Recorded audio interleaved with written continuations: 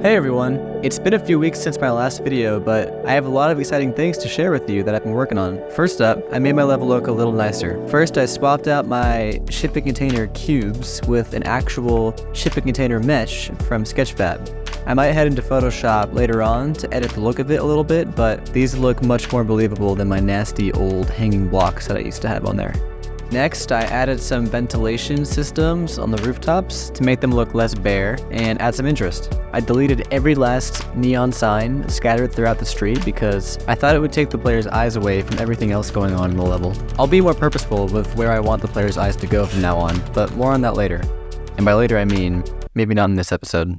I also added a huge building at the end of the level. My idea is that at the end of the level, the player will take an elevator along the side of the building where the level fades to black to end. Level 2 will take place up high on the rooftops. I added some extra roads and sidewalks along the border outside the level just to add a little bit of detail. Lastly, I added a truck and some enemy squad cars. I had to edit all their shaders a little in Photoshop to fit the vibe of the game. I'll be incorporating them into the level in the future. Now, onto the fun stuff.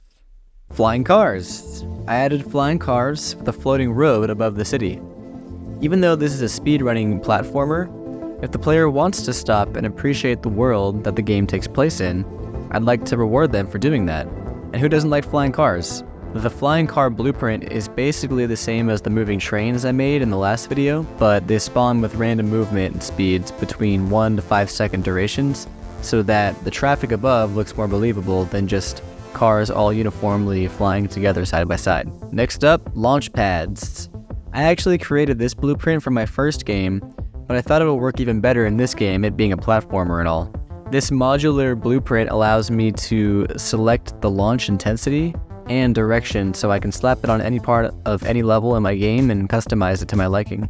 I'll make some visual improvements on it, but I'll leave it for now. Finally, an elevator. As I mentioned earlier, at the end of the level, the player will hop on a shipping container which will take them up to the rooftops for level 2. I had to make a new blueprint from scratch.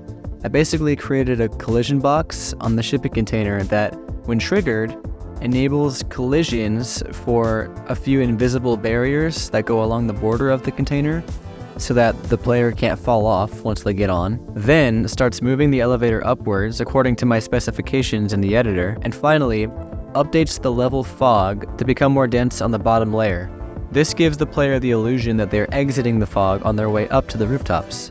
I also made the properties of this blueprint, like the endpoint and the speed at which the elevator moves, modular. I can customize them to my liking.